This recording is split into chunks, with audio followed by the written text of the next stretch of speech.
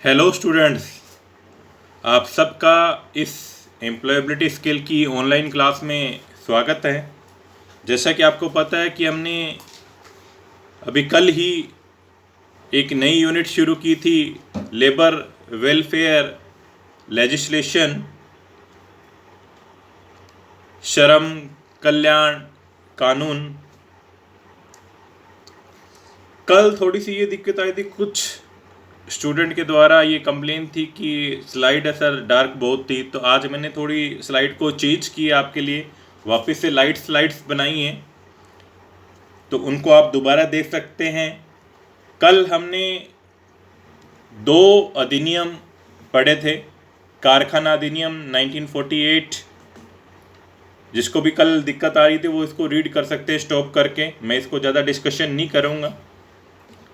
ये कारखाना अधिनियम 1948 1 अप्रैल 1949 को लागू हुआ था। इसको आप स्टॉप करके इसको रीड कर सकते। नेक्स्ट जो अधिनियम हमने लिया था, कर्मचारी राज्य बीमा अधिनियम 1948, उसको भी आप रीड कर सकते। आज जो हम अधिनियम लेने जा रहे हैं, आज हम दो अधिनियम डिस्कस करेंगे। एक तो है पेमेंट वेजेज एक्ट और दूसरा है एम्प्लॉयज प्रोविडेंट फंड एक्ट। तो सबसे पहले हम बात करते हैं पेमेंट वेजेज एक्ट, भुगतान मजदूरी अधिनियम। इसको बोला जाएगा मजदूरी भुगतान अधिनियम 1936। इसको वेतन भुगतान अधिनियम के नाम से भी जाना जाता है। इस अधिनियम की क्यों जरूरत पड़ी? मजदूरों को वेतन समय पर मिले, सही वेतन मिले, उनके साथ अन्याय ना हो मजदूरी को लेकर, इसलिए इस अधिनियम को बनाया गया था। डिटेल में हम पढ़ते हैं इसको। यह अधिनियम 23 अप्रैल 1936 को अस्तित्व में आया था, जिसके अंतर्गत शुरुआत में जो मजदूरी है वो सिक्कों या नोटों के रूप में दी जाती थी। तब इतना बैंकिंग सिस्टम का इतना प्रचलन नहीं था, तो उस दौरान जो भुगतान किया जाता था, श्रमिकों को मजदूरी दी जाती थी, वो नोट और करेंसी में दी जाती थी। मेरा कहने का मतलब है नोट और सिक्कों के रूप में दी जाती थी। लेकिन आजकल इसका डिजिटल लेन देन बढ़ गया है, तो इसलिए सरकार ने 2016 में एक अध्यादेश जारी करवाया, जिसमें ये मंजूरी दी गई कि कर्मचारियों को जो मजदूरी है वो चेक या इलेक्ट्रॉनिक माध्यम के द्वारा भी आप दे सकते हैं। भुगतान है, वेतन का भुगतान है, वो आप बैंक के थ्रू, चेक के थ्रू और इलेक्ट्रॉनिक माध्यम के थ्रू भी कर सकते हैं। इसका फ़ायदा दोनों तरफ से भी है, कर्मचारियों को भी है और नियोक्ता को भी है। मेन इसका फ़ायदा कर्मचारियों को है कि इसका फ़ायदा ये है कि उनको एक तो जो भुगतान है उसमें ट्रांसपेरेंसी रहेगी, पारदर्शिता रहेगी। दूसरा, न्यूनतम मजदूरी का भुगतान कर्मचारियों को समय पर प्राप्त हो जाएगा। सामाजिक सुरक्षा के अधिकारों की भी रक्षा होगी। इलेक्ट्रॉनिक माध्यम के द्वारा, चेक के द्वारा भुगतान किया जाता है, तो नियोक्ता को उन कर्मचारियों को शो करना पड़ेगा। कर्मचारियों की संख्या वो कम ज़्यादा नहीं कर सकते, मजदूरी किसी को कम नहीं दे सकते, पूरी मजदूरी देंगे। किसी कर्मचारी के ईपीएफ, ईसीएस जो भी योजनाएं हैं उनका लाभ उसको, श्रमिक को पूरा लाभ मिलेगा। तो ये फ़ायदे हैं इलेक्ट्रॉनिक्स माध्यम से भुगतान करने के, चेक से माध्यम से भुगतान करने के, श्रमिकों को ये फ़ायदे हैं। अब इसकी डिटेल से बात करें तो ये जो नियम है, इसका प्रारंभ है जो शुरुआत के दौर में इसको कारखानों में और रेलवे में काम करने वाले कर्मचारियों पे लागू किया गया था, जिनकी मजदूरी 200 रुपये से प्रति माह से अधिक नहीं थी। लेकिन बाद में धीरे धीरे इसको ठेकेदारों, नियोजित संस्थाओं, प्रतिष्ठानों, औद्योगिक कारखानों, फैक्ट्रियों में भी ये नियम क्या है, लागू कर दिया गया। इस नियम में काफ़ी चेंजेज हुए हैं 1952 में, 62 में, 64 में, 67 में, 2016 में। ये काफ़ी चेंज हुए जो जिसमें अमेंडमेंट किए गए हैं, इसमें सुधार किए गए हैं। इस नियम के अकॉर्डिंग मजदूरी सिर्फ श्रमिकों के लिए मजदूरी महत्वपूर्ण नहीं है, बल्कि महत्वपूर्ण ये है कि उसको अदायगी किस तरीके से की। पेमेंट तो सभी करते हैं, लेकिन वो कब करते हैं, समय पर भुगतान हो रहा है कि नहीं हो रहा है, कोई गलत कटौतियाँ तो नहीं हो रही, उसमें जुर्माने तो नहीं लगाए जा रहे। इन सब का संरक्षण करने के लिए इस अधिनियम को बनाया गया है। नियोक्ता किसी भी श्रमिक की कमाई की, उसके काम किए गए मजदूरी वो नहीं रोक सकता, और ना ही अपनी मर्जी से कोई कटौती कर सकता है। ये नहीं अधिकारियों ने पास कर दिया तो उसकी कटौती कर दी, नहीं कर सकता। ना ही वो ज़्यादा जुर्माने लगा सकते हैं। 3% से ज़्यादा जुर्माना श्रमिकों पर नहीं लगाया जा सकता, उसकी मजदूरी से 3% से ज़्यादा जुर्माना नहीं काटा जा सकता। हाँ, मजदूर अपनी स्वेच्छा से कोई कटौतियाँ करवाना चाहता है तो वो कर सकते हैं नियोक्ता, वो भी 50% से ज़्यादा नहीं कर सकते।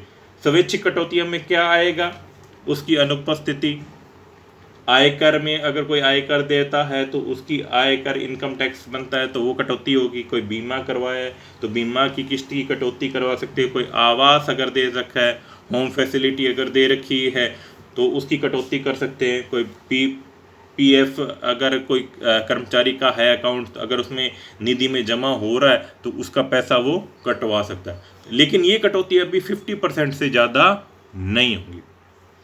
शुरुआत में तो ये मजदूरी जिनकी 200 रुपये से अधिक नहीं थी उन पे ये नियम लगाया गया था, लेकिन वर्तमान में ये अधिनियम उन पर भी लागू होता है जिनकी कर्मचारियों की सैलरी है जो 18,000 रुपये प्रति माह से कम है। या 18,000 रुपये तक का वेतन लेने वाले कर्मचारियों तक ये मजदूरी भुगतान अधिनियम लागू होता है।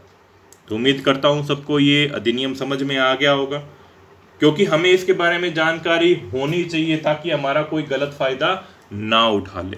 कल को हम इंडस्ट्री में जाएं तो कोई हमारा गलत बेनिफिट ना उठाए। तो इसलिए हमें इसके बारे में जानकारी होनी चाहिए कि मजदूरी भुगतान अधिनियम क्या है, जिससे हम अपनी समय पर अपनी मजदूरी ले सकें, टाइम पे अपनी मजदूरी ले सकें, पूरी मजदूरी ले सकें। ठीक है, एक इसके लिए मजदूरी देने का एक टाइम पीरियड भी होता है एक कंपनी के लिए, जो सरकार द्वारा डिसाइड किया गया है। अगर 100 कर्मचारी काम करें तो वहाँ पे 7 तारीख तक भुगतान करना होता है। 1000 कर्मचारी काम कर रहे हैं तो वहाँ पे 10 तारीख तक भुगतान करना अनिवार्य होता है। अगर उनसे कम होते हैं तो उस महीने के अंदर भुगतान करना अनिवार्य हो जाता है। अगर कोई कर्मचारी छोड़ के जा रहा है या किसी कर्मचारी को निकाल दिया गया है तो उसका भुगतान नेक्स्ट डे होगा। तो इसकी जानकारी हमें होनी चाहिए। नेक्स्ट है कर्मचारी भविष्य निधि अधिनियम, एम्प्लॉयज प्रोविडेंट फंड एक्ट। वैसे तो नाम से ही आपको पता चल गया होगा इसका कि भविष्य को लेके कुछ बात हो रही। आज हम काम कर रहे हैं, हमारी आमदनी हो रही है, लेकिन कुछ समय बाद जब हम बुजुर्ग हो जाएंगे, हमारी एक एज निकल जाएगी काम करने की, या हम काम करने लायक नहीं रहेंगे, तब हमारे पास इनकम का क्या सोर्स होगा? उस टाइम हमारी आजीविका कैसे चलेगी? या हमें मकान बना रहे, बच्चों की शिक्षा के लिए फंड की ज़रूरत है, पैसों की ज़रूरत है, कोई मजबूरीवश हमें पैसे की ज़रूरत है, तो उस दौरान हमारी फाइनेंशियली हेल्प कैसे हो? तो उस चीज़ को ध्यान में रखते हुए ये कर्मचारी भविष्य निधि अधिनियम बनाया गया है। कर्मचारी भविष्य निधि अधिनियम 1952 बनाया गया। इसमें क्या होता है, कर्मचारी अपने मासिक वेतन में एक छोटा सा हिस्सा भविष्य निधि के रूप में बचाता है, ताकि वो सेवानिवृत्त होने पर, रिटायर होने के पश्चात या काम करने में सक्षम नहीं रहता है तब उस बचत का उपयोग कर सके। कर्मचारी भविष्य निधि सरकारी व निजी क्षेत्रों में कार्यरत सभी कर्मचारियों के लिए बचत का एक क्या है, प्रमुख साधन। इस बहाने से क्या हो जाती है, एक बचत हो जाती है, सेविंग हो जाती है। इसकी शुरुआत 15 नवंबर 1951 में कर्मचारी भविष्य निधि अध्यादेश के आने के पश्चात हुई थी। इसके बाद कर्मचारियों भविष्य निधि अधिनियम 1952 पारित कर दिया गया था, जो कि कर्मचारी का भविष्य निधि या विविध प्रावधान अधिनियम 1952 के नाम से भी जाना जाता है। इसको कर्मचारी भविष्य निधि अधिनियम भी कहते हैं, कर्मचारी भविष्य निधि एवं विविध प्रावधान अधिनियम 1952 भी कहा जाता है। इसमें क्या होता है कि इसमें कर्मचारी होते हैं, जो श्रमिक होते हैं, वो अपने वेतन का मूल अंश का 10 से 12% है जो जमा करवाते हैं, जो नियोक्ता उसकी सैलरी में से काट लेते हैं, और उसके बराबर लगभग बराबर ही नियोक्ता द्वारा भी पैसा क्या है इस फंड में जमा करवाया जाता है, और इस पे ब्याज भी मिलता है। अलग अलग बैंक का अलग अलग का सिस्टम है। इसका लगभग अभी जो चल रहा है 7.9% इंटरेस्ट रेट चल रहा है, जो ब्याज इस पे मिलता है, जिसको रिटायर होने के बाद आप निकलवा सकते हो। 50% तक आप इसका भुगतान कर सकते हो। रिटायरमेंट से पहले अगर आपकी ज़रूरत पड़ती है तो आप निकलवा सकते हो। ये नहीं है कि इस एक कंपनी में आपने इस खाते को खुलवाया तो दूसरी कंपनी में जाके आपको नए खाते खुलवाने की ज़रूरत पड़ेगी, नहीं। अब इसमें भी चेंजेस कर दिए गए हैं। आप जब भी कंपनी चेंज करोगे तो इस अकाउंट को भी आप क्या है उस कंपनी में ट्रांसफ़र करवा सकते हो, ताकि आने वाले समय में इसका क्या आप फ़ायदा ले सको। ये आपके भविष्य की सुरक्षा के लिए यह अधिनियम बनाया गया है। इसके बारे में भी हमें जानकारी होनी चाहिए। हमें कोशिश करना चाहिए इस फंड में अपना पैसा जमा करवाएं, ताकि आने वाले समय में हमें कोई असुविधा का सामना ना करना पड़े, कहें तो फाइनेंशियली प्रॉब्लम का सामना ना करना पड़े। उसको ध्यान में रखते हुए ये कर्मचारी भविष्य निधि अधिनियम बनाया गया है। जैसे अभी ये कोरोना का टाइम चल रहा है, तो सरकार ने परमिशन दे रखी है कि अगर कोई पीएफ से अपना पैसा निकलवाना चाहता है, यूज़ करना चाहता है, तो वो कर सकते हैं। तो ये ऐसे टाइम पे ये फाइनेंशियल एक हेल्प हो जाती है, जिस टाइम हमारे पास कोई रिसोर्स नहीं होता, कमाने का कोई रिसोर्स नहीं होता, पैसे आने को कोई रिसोर्स नहीं होता, तो उस टाइम ये कर्मचारी भविष्य निधि अधिनियम के दौरान जो पीएफ अकाउंट हमारा खोला होता है, तो उससे हम पैसा निकलवा कर उसको हमें यूज़ कर सकते हैं। तो आज के लिए मेरी तरफ से इतना ही। नेक्स्ट क्लास में हम 2 अधिनियम और हैं आपके सिलेबस में, तो उनके बारे में चर्चा करेंगे। उम्मीद करता हूँ कि आपको ये अधिनियम अच्छे से समझ में आ रहे होंगे। मैं वो टॉपिक क्लियर कर रहा हूँ, वो टॉपिक चूज़ कर रहा हूँ, वो मैटर यूज़ कर रहा हूँ जो आपके एग्ज़ाम पॉइंट ऑफ व्यू से इम्पोर्टेंट है।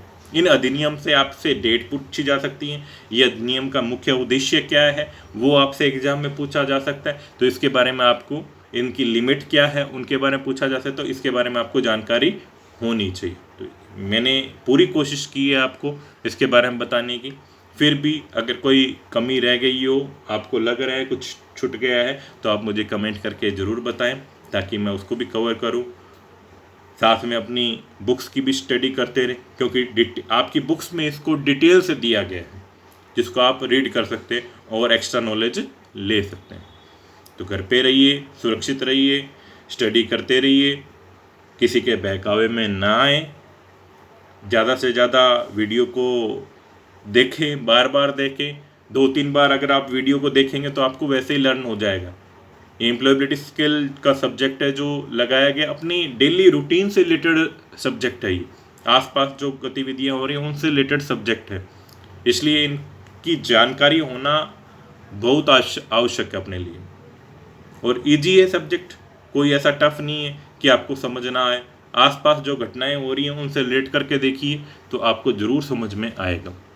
तो उम्मीद करता हूँ कि मेरे द्वारा आपको जो गाइड किया जा रहा है उससे आप सहमत होंगे और संतुष्ट होंगे, सेटिस्फाई होंगे।